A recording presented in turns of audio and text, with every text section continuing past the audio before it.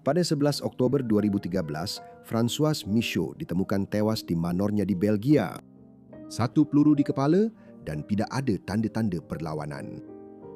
Bagian yang paling mengganggu, pembunuhnya bukan orang asing. François tinggal di rumah pedesaan ini bersama suaminya, Yves. Sebagai istri ketiga dari seorang pewaris kaya, dia menikmati kehidupan mewah yang tenang. Rumah agung mereka adalah tempat pelarian sampai semuanya berubah. Setelah Yves meninggal pada tahun 2011, François ditinggalkan sendirian, menjalani masa pensiunnya. Namun ketegangan mulai muncul. Sengketa warisan yang pahit memecah belah keluarga, dan François tanpa sadar menjadi sasaran. Tanpa sepengetahuannya, sebuah rencana sedang dijalankan untuk memastikan dia tidak pernah mendapatkan apa yang seharusnya menjadi miliknya. Dan pada malam tanggal 11 Oktober 2013, rencana itu pun terwujud. Pada usia 72 tahun, François Michaud dibunuh di rumahnya sendiri. Pelaku menyatakan kejadian itu sebagai perampokan, tetapi polisi dengan cepat menemukan bukti yang mengungkapkan bahwa ini adalah kejahatan yang sudah direncanakan.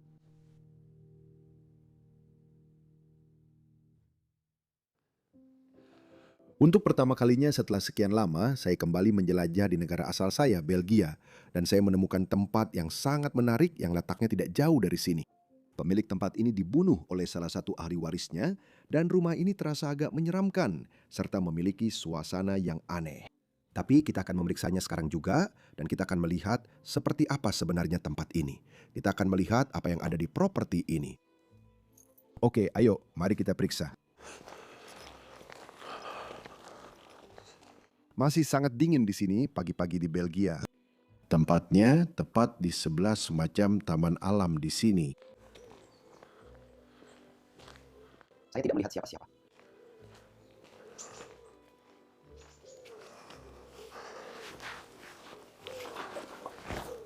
Oke, kita sudah di properti ini.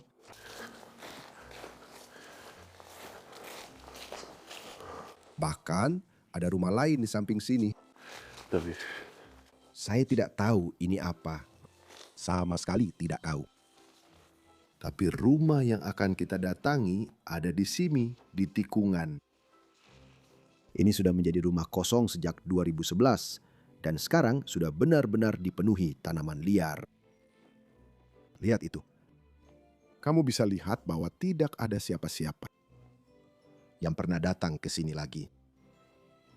Oke, ayo kita lihat tempat ini dan kita buat video epic tentangnya. Pagi yang indah sekali di Belgia, dan akhir-akhir ini aku sudah jarang menjelajah di negaraku sendiri. Tapi seharusnya aku melakukannya lebih sering. Ini benar-benar membuatku melihat keindahan negaraku sendiri. Tapi tempat yang akan kami tunjukkan untukmu hari ini, ya kamu sudah mendengarnya dari ceritanya. Keindahannya benar-benar ada di sana. Aku semakin banyak menemukan tentang orang-orang ini dan tentang ceritanya selama aku di sini. Tapi semakin lama aku di sini, semuanya terasa semakin menyeramkan. Dan mari kita ungkap beberapa misteri saat menjelajahi tempat ini. Ya, kamu bisa lihat dengan jelas dari halaman belakang bahwa aku harus memperbaiki sebuah kesalahan. Tadi aku bilang tahun 2011, tapi sebenarnya tempat ini sudah ditinggalkan sejak 2013. Ketika François, ibu tiri Anna, dibunuh dengan tembakan di kepala. Sebenarnya di dalam rumah ini, di dalam rumah besar ini. Sangat menyedihkan. Cerita. Ada juga sebuah rumah di properti ini. Dan aku sebenarnya tidak tahu untuk apa rumah itu digunakan. Ada pagar di sekelilingnya di sini, seperti yang bisa kamu lihat. Tapi kelihatannya seperti semacam institusi. Dan aku sebenarnya tidak berpikir itu bagian dari rumah itu sendiri. Ada juga pagar itu dan semuanya. Dan sepertinya itu sama sekali bukan bagian dari properti ini. Tapi ya, Yves dan François dan ayahnya, mereka semua adalah orang-orang yang sangat kaya. Dan dia berada di industri besi. Dan seperti yang bisa kamu lihat, ada 3 garasi, rumah mewah yang indah, dan terletak di pedesaan Belgia. Mereka punya banyak uang untuk dibelanjakan. Mereka bahkan punya rumah di Spanyol yang penuh dengan barang-barang. Ya ampun. Aku bahkan belum sadar kalau ada mobil di sini. Wow, itu sebenarnya mobil yang cukup bagus. Kita punya Volvo V60 di sini. Bukan, XC90 maaf. Itu salah satu model premium dari Volvo. Wow, mari kita lihat apakah mobilnya terbuka. Ya Tuhan. Ya Tuhan. Mobilnya masih terbuka, masih terparkir di sini. Masih harum sekali. Apa? Saya agak kehabisan kata-kata saat ini. Seperti seluruh mobil ini dan semuanya masih berdiri di sini. Mungkin jika kamu punya kuncinya, mobil ini masih bisa dinyalakan dan langsung jalan kapan saja. Banyak barang yang ditinggalkan di garasi ini. Kulkas retro. Beberapa furnitur, sebuah gantungan baju. Sialan. Tapi ya, aku terkejut dan tidak bisa berkata-kata melihat mobil yang masih ada di sini. Ban-ban mobilnya masih berisi angin. Mobilnya terlihat persis seperti berumur 10-15 tahun dari saat tempat ini terakhir dihuni sebelum kejadian mengerikan ini terjadi. Oke. Sebelum kita lanjut ke rumah, ada satu garasi lagi di sisi sini. Dan ini terlihat lebih dari sekedar garasi. Ini terlihat seperti semacam area tempat tinggal. Beberapa buku yang dijilid masih tergeletak di sini. Dokumen-dokumen, mungkin dari bisnisnya. Saya melihat tahun 1921 tertulis di sini pada dokumen-dokumen ini. Bukan, 1981. Jadi itu sudah sangat-sangat lama. 1981. Sastra dan segala sesuatu di sini. Bahkan ada kamar mandi. Ya, ini sepertinya memang tempat di mana mereka mandi setelah bekerja. Atau pondok kecil tambahan tempat seseorang bisa tidur. Sebuah toples besar. Bertuliskan Ploto Green Zinc. Tidak tahu itu apa. Sial. Oke. Lihatlah keindahan pagi di sini. Seperti ada kabut yang menyelimuti tempat ini, memberikan suasana yang lebih menyeramkan. Saya suka menjelajahi tempat-tempat terbengkalai di pagi hari. Tempat itu punya semacam, ya seperti yang baru saja saya jelaskan, ada suasana tertentu di sana. Dan terutama dengan cerita seperti ini, ada suasana yang sangat mistis dan penuh mitos. Dan itu benar-benar membuat menjelajahi tempat-tempat ini seperti berjalan di dalam sebuah film. Itu sangat indah. Tapi di sini kita bisa melihat bukti pertama dari apa yang terjadi di tempat ini. Masih ada beberapa garis polisi lama yang tergantung di sini di samping. Dan itu berasal dari saat mereka menemukan jenazah François di dalam tempat ini pada tahun 2013. Itu sudah 12 tahun yang lalu. Dari luar, rumah ini terlihat indah. Sejujurnya saya ingin sekali tinggal di sini. Tapi tidak jika ada pembunuhan yang terjadi di dalam rumah ini. Oke, ayo kita keliling. Jadi Yves, ayah dari Anna, dia juga adalah seorang pemburu yang sangat berdedikasi. Dan mungkin itu juga alasan kenapa dia tinggal di sini. Karena daerah ini sangat terkenal sebagai tempat yang sangat cocok untuk para pemburu. Dan banyak pemburu yang tinggal di sekitar sini serta memiliki pondok di sini. Dan mungkin itulah alasan kenapa dia memutuskan untuk pindah ke sini. Karena keluarganya, Yves sendiri sudah sangat kaya bahkan sebelum dia lahir. Seperti ayahnya yang menghasilkan banyak sekali uang dan meninggalkan banyak warisan untuknya. Kamu bahkan bisa lihat di sini di pintunya, tertulis bahwa ini dilindungi oleh polisi. Dan stiker ini ya sudah memudar seiring waktu. Tertulis ada alarmnya, tapi itu sudah tidak benar lagi setelah sekian lama. Dan saya baru saja cek kalau kita tidak bisa masuk ke area teras di depan rumah ini. Jadi kamu hanya bisa sekilas melihat apa yang ada di dalam sana. Ada pelana kuda. Lampu saya menghalangi. Saya akan singkirkan dulu.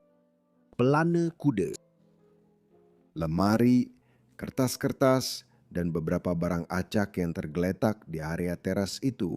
Saya juga melihat di pintu ini ya, ada stiker polisi lain di samping sini. Jadi mereka benar-benar menyegel setiap pintu di tempat ini. Dan mereka juga melalui semua ini menemukan 8 barang bukti terhadap Ana. Karena dia tentu saja tidak melakukan kejahatan itu. Dia menyewa seseorang untuk melakukan kejahatan itu untuknya. Saya hanya ingin memberi Anda sedikit gambaran tentang keindahan properti ini dari sisi belakang saat pintu-pintu terbuka dan orang-orang duduk di sini di mobil belakang dan Tara ada di atas sana. Mereka memiliki pemandangan indah pedesaan ini, area hutan di belakang sini. Sangat indah. Dan seperti yang saya katakan, terutama di pagi hari seperti sekarang. Oke. Jadi, sangat kebetulan seseorang meletakkan palet di sini dan jendelanya terbuka lebar untuk kita masuk ke dalam gedung ini. Ketika Eve meninggal pada tahun 2011, dia mewariskan setengah hartanya kepada putrinya, Anna, dan setengahnya lagi kepada istrinya, Françoise. Meskipun mewarisi sebuah villa di Spanyol dan 1,5 juta euro, Anna menganggap ibu tirinya sebagai penghalang untuk menguasai seluruh harta warisan. Anna memiliki hubungan yang sangat dekat dengan Edward, seorang penjahat terkenal dan mantan pasangannya. Pria ini kemudian diketahui masuk dalam daftar buronan paling dicari di Belgia. Bertemu kembali pada tahun 2012, hubungan beracun mereka kembali menyala, didorong oleh keputusasaan dan keserakahan. Bersama-sama mereka merencanakan untuk menyingkirkan Françoise. Anna memberikan Edward sebuah senjata dengan alasan untuk perlindungan. Melalui jaringan kriminal mereka merekrut Gregory, seorang pelaku kejahatan kecil yang bersedia menarik pelatuk demi bayaran. Pada malam 11 Oktober 2013, dia melaksanakan rencana itu, menembak Françoise dengan darah dingin di dalam rumahnya. Namun para pembunuh membuat kesalahan. Polisi dengan cepat mengumpulkan bukti DNA Anna pada puntung rokok di dekat lokasi kejadian, residu tembakan di mobilnya, dan hubungan keuangan dengan Edward serta Gregory. Mereka mengatur lokasi kejadian seolah-olah perampokan yang gagal, tetapi analis forensik menghancurkan alibi mereka. Kejahatan itu sudah direncanakan dan Anna berada di balik semua ini. Saya hanya ingin mengatakan, jika Anda belum melakukannya, cek situs web yang ada di deskripsi. Karena sekarang kami membuat merch baru seperti bros asli kami dari DK Merch. Tapi kami juga punya berbagai jenis merch lainnya di sana. Dan seperti kami punya mug, topi, casing ponsel, semua yang mungkin Anda suka. Dan itu benar-benar akan mendukung channel ini. Saya ingin mendokumentasikan cerita-cerita seperti ini. Dan hal-hal seperti itulah yang benar-benar memungkinkan semua ini. Cek saja. Dan sekarang mari kita rekam tempat luar biasa ini di sini. Mereka memiliki ruang keluarga yang sangat-sangat besar. Seperti yang bisa Anda lihat. Ruang terbuka yang indah di mana keluarga bisa berkumpul bersama. Dan jika ini adalah keluarga yang bahagia, pasti ada kenangan indah di sini. Tapi saya rasa ini bukan keluarga yang sangat bahagia. Anna, putri dari Eve, dia sangat terlibat dalam kejahatan dan melakukan banyak kejahatan selama hidupnya bersama mantan suaminya. Di sini sudah ada foto pertama. Saya tidak tahu dari periode waktu apa atau siapa orang-orang di foto ini. Foto ini bisa saja adalah François dan Anna, tapi saya tidak terlalu percaya karena dia jauh lebih tua daripada wanita yang kita lihat di sini, di foto di sisi kanan. Banyak buku dan sebuah kotak cerutu masih tertinggal di sini. Apa itu sebenarnya? Apa yang ada di dalam sini kelihatannya seperti pemantik api atau sesuatu seperti itu. Tentu saja, hal pertama yang Anda lihat di dinding di sini adalah topi berburu dan beberapa furnitur indah yang juga ada di sini. Mari kita lihat lukisan ini. Ini lukisan asli. Wow, apakah ini ditandatangani oleh seseorang? Lee Bet. Lee Bet, 1962 tertulis di sini. Wow. Salah satu kursi sandaran persahabatan itu sangat indah. Dan sepertinya juga pada suatu saat Banyak piring sudah dibereskan dan banyak barang di rumah mulai dirapikan. Saya tidak tahu oleh siapa atau kenapa, tapi sejak François meninggal, tidak ada lagi yang benar-benar diizinkan masuk ke sini. Pertanyaan yang baru saja saya tanyakan pada diri sendiri dan juga yang baru saja saya tanyakan pada Lian adalah, misalnya, jika kamu membunuh seseorang, jika kamu membunuh keluargamu sendiri, apakah kamu masih menjadi ahli waris dari apapun yang tersisa? Karena itu terasa sangat aneh bagi saya. Kamu membunuh seseorang dengan cara yang sangat jahat, lalu tetap menerima uangnya. Dia dipenjara seumur hidup. Tapi, apakah dia tetap menerima uangnya? Dan apakah dia tetap menerima serta menjadi pemilik rumah ini? Itu adalah sesuatu yang terus saya tanyakan pada diri sendiri selama berada di sini. Dokumen dan banyak barang lainnya tertinggal di sana. Ini akan dipindahkan ke sini. Ruang yang sangat terbuka dengan lebih banyak literatur dan buku yang tertinggal di sini. Orang-orang yang sangat pintar, banyak membaca dan memiliki banyak bisnis sepanjang hidup mereka. Wah, itu sangat berjamur. Bebek, tentu saja, banyak bebek. Saya belum menunjukkan area umum ini. Di sini ada yang tergantung, ikan-ikan tembaga di sana, tapi juga arsitektur pondoknya, atau rumah besarnya, atau apapun sebutannya. Rumah tempat kita berada sekarang benar-benar indah. Dengan balok kayu yang terbuka, balok penyangga, bahkan ada beberapa desain di atasnya. Sangat-sangat terbuka. Wah, saya suka ini. Salib Yesus Kristus di sini ya Tuhan. Banyak botol minuman keras lagi. Sejujurnya saya pikir ini adalah Eve. Ayah dari keluarga ini, wow. Kita akan melihat lebih banyak foto lagi begitu kita naik ke atas di dalam rumah. Dan yang ini sebenarnya dari tahun 2012, tapi dicetak pada tahun 2012. Ya, ini memang bisa saja terjadi. Dia meninggal 2 tahun sebelum istrinya yang tercinta, François, dibunuh. Lihat piring-piring itu di atas sana. Mereka berdiri di atas papan kayu ini. Dan di sini mereka memiliki ruang tamu yang luas, ruang yang indah. Sofa di sini mereka bisa melihat api. Mungkin ada televisi di sudut ruangan belakang sana. Dan ketika ini terbuka, ketika tirai ini terbuka, mereka bisa melihat seluruh halaman belakang. Hanya menikmati semua pemandangan alam di sekitar rumah. Seluruh meja penuh dengan gelas, seperti yang bisa Anda lihat. Itu jelas memiliki ketertarikan pada burung hantu. Semua barang-barang mereka, sepatu mereka, sandal mereka, semuanya tertinggal setelah waktu itu. Satu lagi kotak seperti itu yang benar-benar penuh dengan barang-barang. Mari kita lihat sudut ini karena tampaknya sangat menarik dan juga sangat penuh. Burung hantu lagi, seperti yang bisa kamu lihat ya, burung hantu memang menjadi tema di rumah ini. Di sini ada satu, di sini ada satu, benar-benar ada di mana-mana. Ya, dan ini adalah pabrik peleburan tua, pabrik besi. Ayahnya adalah pemilik salah satu pabrik besi ini. Dan dia menghasilkan banyak uang saat itu. Ketika Yves meninggal, dia mewariskan harta kepada istrinya Françoise dan putrinya Anna. Dan Anna sebenarnya sudah mendapatkan setengah dari warisan itu. Jadi itulah mengapa sangat aneh kalau dia memutuskan untuk membunuh ibu tirinya. Tapi dia mewariskan kepada mereka sebuah rumah di Spanyol, rumah ini 1,5 juta euro dan setengah juta lagi di sebuah bank Swiss. Dia sudah meninggalkan begitu banyak uang untuk mereka, tapi tetap saja itu tidak cukup. Baiklah, apa yang kita punya di sini? Kita punya sebuah kotak penuh kaset-kaset itu. Kita sudah jarang menemukan ini lagi.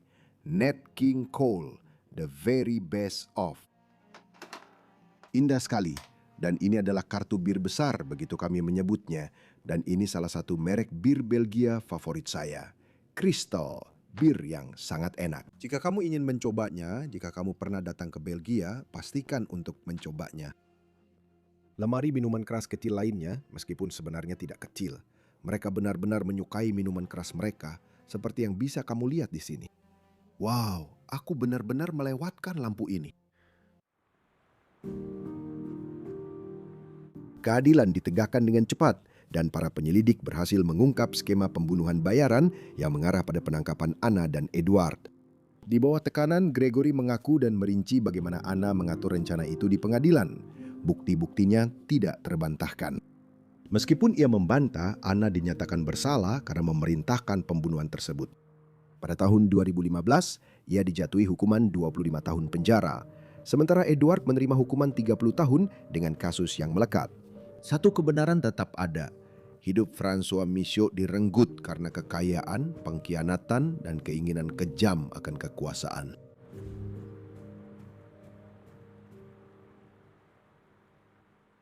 Rasanya memang dulu ada lebih banyak barang di dalam area ruang tamu ini. Ada ruang kosong yang sangat besar, dan satu-satunya benda yang masih tergeletak di sini hanyalah batu ini. Saya rasa ini adalah kulit babi hutan kalau saya tidak salah. Ya, kemungkinan besar itu kulit babi hutan. Memang sudah banyak sekali barang yang hilang dari rumah ini sejak lama. Apa ini di belakang sini? Wah, saya seharusnya tidak membunyikannya. Tapi ternyata ada lonceng yang tergantung di sini. Wah, itu luar biasa. Lagi, gambar yang sama dari Eva masih tergantung lagi di dinding. Banyak piring porselen yang dilukis dengan indah, seperti tanda-tanda di bawah sini, dan semuanya masih tersisa di tempat ini. Aku sangat menyukainya. Lagi, sekelompok bebek kembali ke sini, tempat sup ayam. Wow. Tidak ada. Semua barang masih ada di sini, sendok, garpu perak, dan semuanya. Ini terbuat dari tanduk rusa. Wow. Lihat apa yang kita punya di dalam lemari. Semua piring dan semuanya masih tertinggal di sini. Semua porselen. Dan di tengah ruangan ini adalah ruang makan mereka. Lagi-lagi kursi bludru merah itu muncul kembali. Sebuah lampu gantung yang indah di atasnya dan meja makan yang masih disiapkan untuk 5 orang. Siapapun 5 orang itu, saya benar-benar tidak tahu. Tapi mereka adalah orang-orang yang sangat suka bersosialisasi dan sering mengundang banyak orang ke sini, begitu yang saya dengar. Jadi mungkin mereka pernah mengadakan pesta terakhir di masa itu. Dinding lain dipenuhi dengan porselen. Hiasan-hiasan indah tergantung di sini dalam berbagai ukuran. Mereka punya semacam tanda tangan di bagian bawahnya. Saya tidak tahu persis apa itu. Ada tampilan tembaga pada mereka. Nuansa tembaganya indah. Lihat buku-buku ini yang berdiri di sini. Tidak ada yang tahu apa yang tertulis di sana. Tidak ada yang tahu. Oke. Dan kemudian sebuah lemari yang sangat besar berdiri di sini di pojok. Dipenuhi dengan buku-buku lagi, sastra. Dan ada lagi batu babi hutan yang tergeletak di sini di lantai. Jelas sekali kamu bisa melihat bahwa pria ini sangat menyukai berburu dan itu terlihat di seluruh rumahnya. Betapa indahnya tempat ini. Saya benar-benar menyukai ruang tamu ini. Ini sangat indah. Baru saja melihat kalau kita punya semacam lambang lain di atas pintu yang menggambarkan seekor rusa di sana.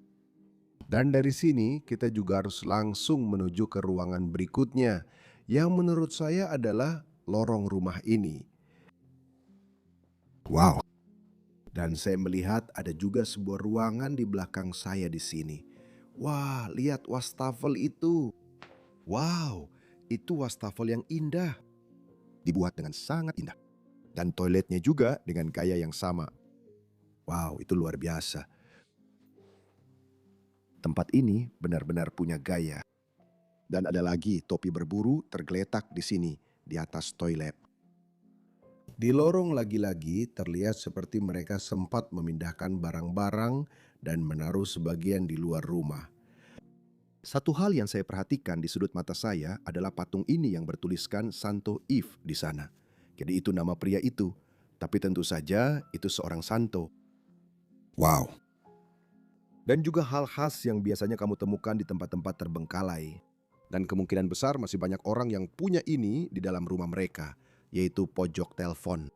Tapi bagi generasi yang lebih muda dari saya, dan orang-orang yang bahkan lebih muda lagi di tempat asal saya, ini benar-benar sesuatu yang asing. Seperti punya telepon yang diletakkan di atas meja di pojok rumah. Dan mungkin bahkan ada mesin fax. Atau tidak, saya melihat modem dengan wifi. Ya, masih ada koin kecil yang tergeletak di sini. 1 sen, koin 1 sen euro. Dan juga ada koleksi kecil cangkang kerang. Yang ini sangat menarik. Ada sedikit karang menempel di sampingnya. Ayo,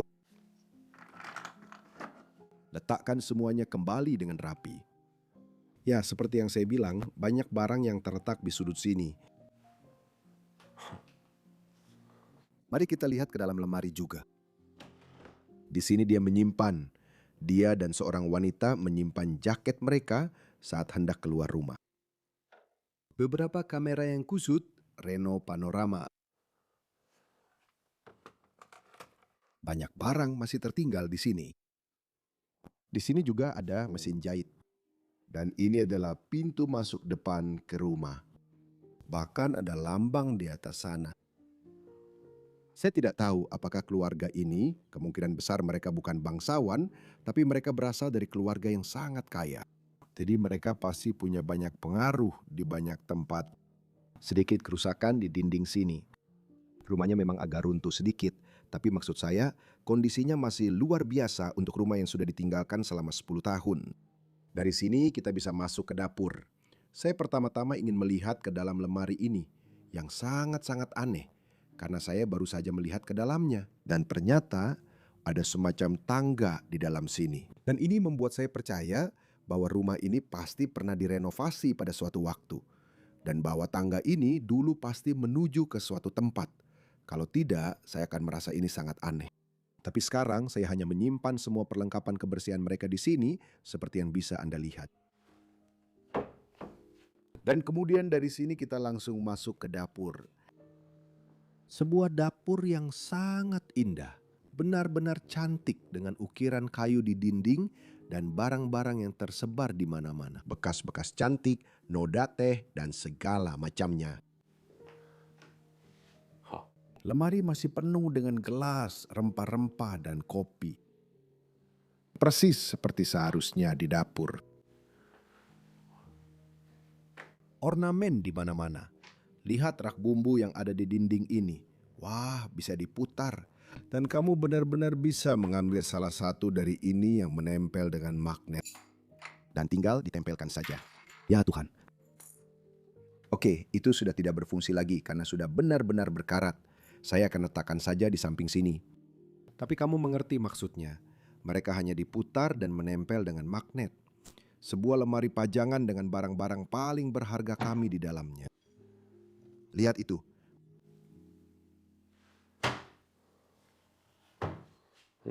Lihat. Bebek-bebeknya masih tergeletak di sini. Masih bagus sampai tahun 2014. Oke. Ya ampun.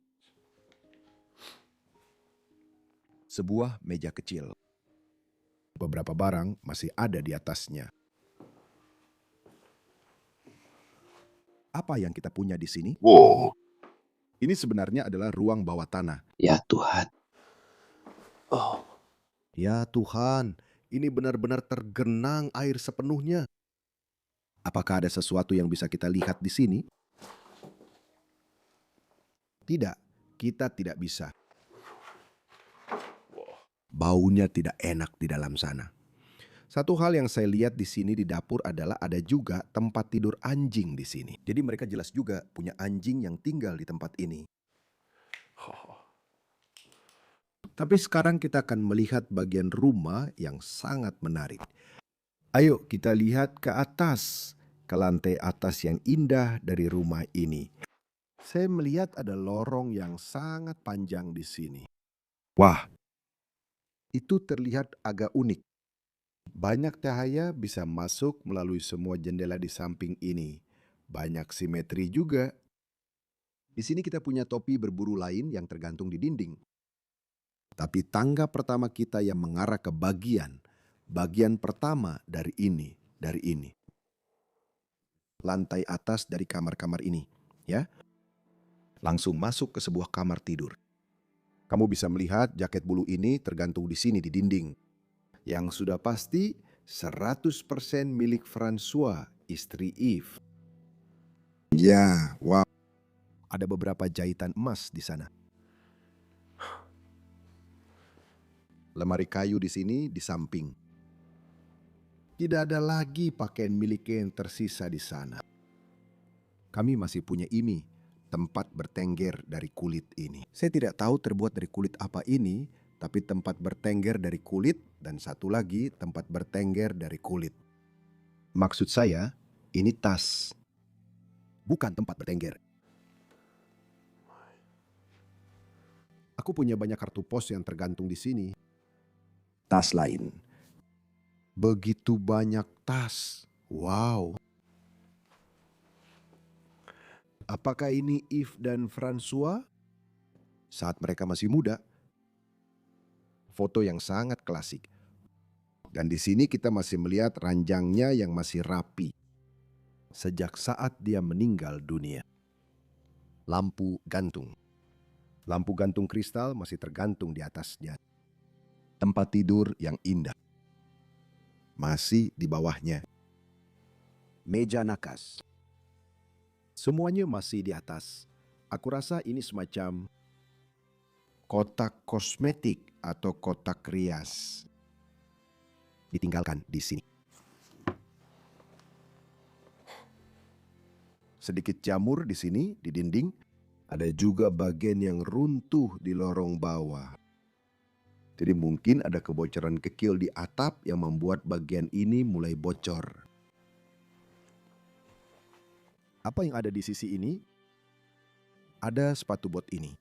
Rock and Ness. Ini adalah sepatu bot yang sangat berbulu yang tergeletak di atas kursi ini. Oh. Dan sebuah kolase foto. Ini kemungkinan besar Anna saat hidupnya masih sangat polos. Kamu berusaha membesarkan anak-anakmu dengan cara sebaik mungkin. Tapi kemudian mereka malah melakukan hal seperti itu. Aku tidak tahu sejarah keluarga atau cerita di baliknya, tentu saja. Tapi ya, semua pakaian François masih tergantung di lemari ini. Tasnya masih ada di bawah. Ini semua benar-benar penuh dengan foto-foto. Di sana mereka menerima kartu pos dari keluarga. Yang mereka semua terima selama bertahun-tahun. Tapi sepertinya ada juga beberapa foto di dalam sini. Atau semua ini? Tidak. Ini semua hanya kartu pos. Sangat indah. Ini luar biasa. Wow.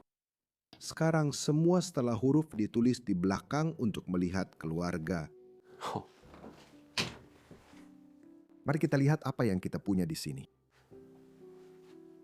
Lebih banyak perlengkapan make up dan semuanya. Sepasang sepatu kayu masih tergeletak di sana. Lihat itu. Pasti itu Anna atau François yang duduk di sana bersama anjingnya. Kemungkinan besar itu di lantai bawah di ruang tamu. Apakah ini album foto? Ya, Tuhan. Wow. Ini album foto yang masih berisi semua foto keluarga Anna dan François. Lihat itu, hutan saat dia masih sangat muda. Oh, mendaki gunung yang tertutup salju. Dan saya pikir ini adalah pintu samping rumah.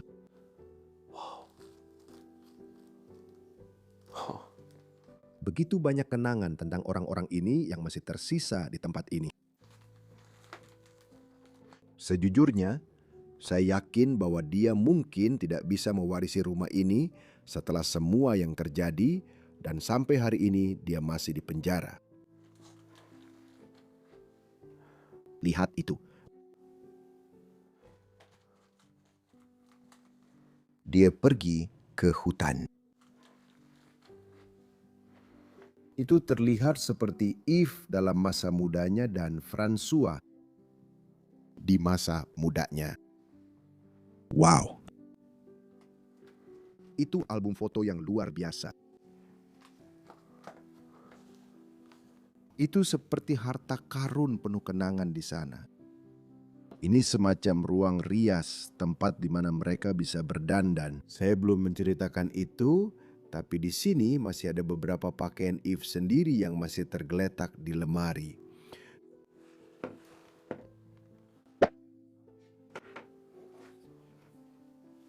Oke. Begitu banyak barang. Lebih banyak sepatu di sini, lebih banyak celana, dan semuanya. Rumah yang luar biasa. Lien sebenarnya baru saja menyebutkan sesuatu kepada saya. Dia bilang bahwa pria ini sebenarnya adalah seorang dokter gigi. Dan kita juga bisa langsung melihatnya di sini, tertulis Dentist LSD di sana. Jadi Yves sebenarnya adalah seorang dokter gigi. Dan saya baru saja melihat beberapa hal di bawah tadi, itu juga menunjukkan hal yang sama dan akan saya tunjukkan nanti. Sebelum kita keluar lagi, di sini kita bisa melihat anjing dengan senapan dan semuanya. Jadi berburu memang merupakan hobi utamanya. Oh, ternyata ada lebih banyak pembusukan dan jamur yang tumbuh di tempat ini daripada yang kita kira. Lihat, ada bebek lain dan sebuah kursi. Beberapa boneka kayu ini, wow. Aku juga suka wallpaper di tempat ini, luar biasa. Bilik tidur lain dipenuhi dengan barang-barang.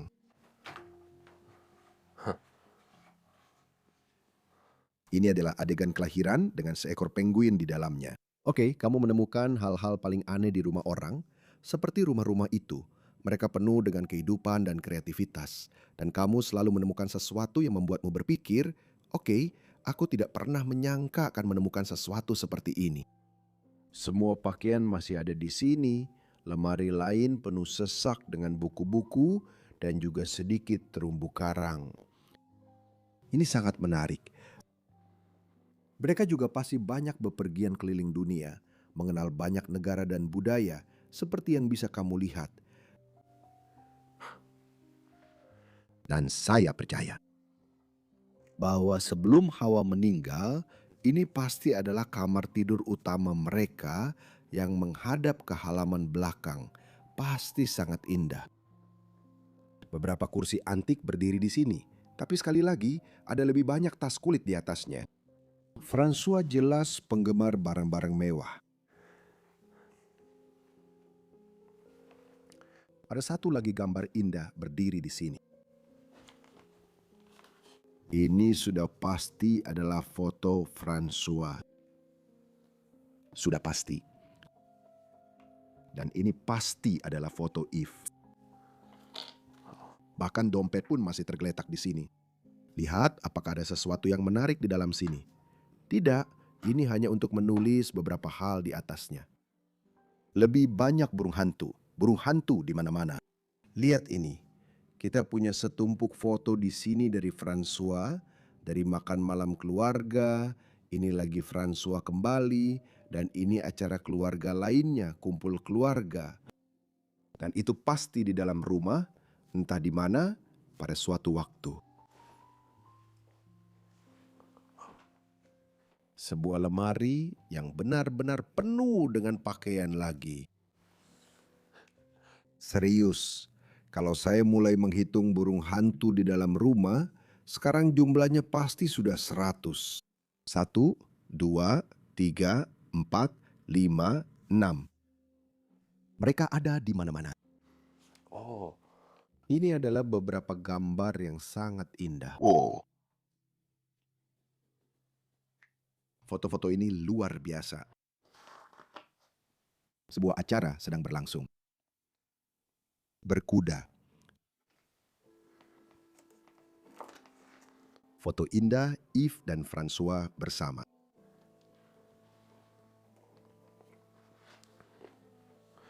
Kursi dengan seekor bebek di atasnya. Dan tentu saja, apa yang kamu harapkan? Lebih banyak burung hantu di mana-mana? Tapi ini salah satu bagian favorit saya di rumah ini. Di sini ada balkon yang menghadap ke halaman belakang mereka yang indah. Wow, itu lumut yang tumbuh di sini benar-benar luar biasa. Tapi di halaman belakang sana ada sesuatu yang sangat luar biasa lagi yang akan saya tunjukkan kepada kamu sekarang sebelum kita kembali keluar. Saya hanya ingin memperjelas tentang Yves yang seorang dokter gigi dan saya tadi melewatkan ini saat saya di sini. Di lorong ada patung seorang dokter gigi yang berdiri di sini. Ada seorang wanita yang sedang mendapatkan perawatan di sini pada patung tanah liat seperti ini. Dan juga di ruang tamu kita melihat lagi patung dari logam di sini. Ya, seseorang sedang ke dokter gigi. Dan itu jelas memperjelas apa pekerjaan dari Yves kita. Dulu waktu hidup. Tapi sekarang oke, biar aku lewat jendela lagi keluar dari rumah, sepertinya tempat ini lebih dari yang terlihat oleh mata. Jika kita bisa lewat halaman belakang di sini, aku benar-benar bisa tersesat di sini. Inilah yang bisa kamu sebut benar-benar hidup di alam, jauh dari semua orang. Dekat dengan hasratnya untuk berburu. Aku tidak tahu apakah kamu sudah bisa melihatnya.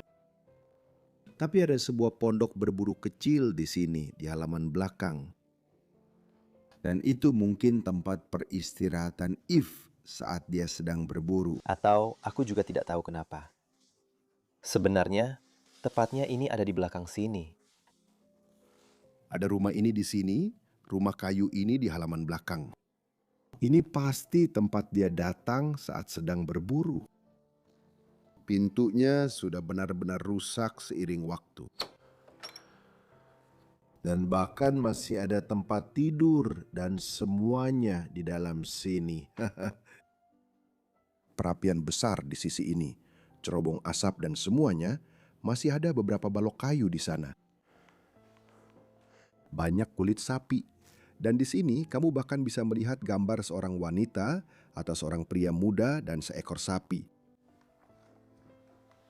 Dan juga beberapa tanduk, beberapa kepala bertanduk masih tergeletak di sini di dalam ranjang pondok berburu.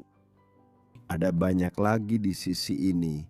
Ada semacam mekanisme roda gigi yang memutar sebuah roda pemintal di bawah sana. Menurut saya, ini lebih seperti ruang santai pria, seperti yang bisa Anda lihat. Karena di sini juga ada bar, di mana Anda mungkin bisa mengundang beberapa teman dan menuangkan bir. Dan area duduk di mana mereka bisa menikmati kebersamaan satu sama lain. Dan ketika mereka terlalu mabuk, mereka mungkin akan tertidur di sini di atas tempat tidur. Itu asumsi saya tentang tempat ini. Betapa sedih dan mendalamnya cerita ini. Saya benar-benar merasakannya saat berada di tempat ini. Saya harap Ana mendapatkan keadilan. Saya sudah membacanya di koran. Dia mendapat hukuman 25 tahun penjara dan dia sudah berusia cukup tua, jadi kemungkinan besar dia akan menghabiskan sisa hidupnya di penjara. Semoga saja. Yves dan Francois, saya melihat kalian memiliki kehidupan yang indah. Saya sedih harus berakhir seperti ini, tapi saya senang bisa mendokumentasikan rumah kalian dan membawanya ke internet. Untuk terakhir kalinya, terima kasih semuanya sudah bersama saya hari ini. Tautan ke channel dan situs web ada di deskripsi. Subscribe channel ini, tulis komentar yang baik, dan juga like video ini. Sampai jumpa minggu depan di petualangan luar biasa lainnya di suatu tempat di dunia. Dadah, saya sayang kalian.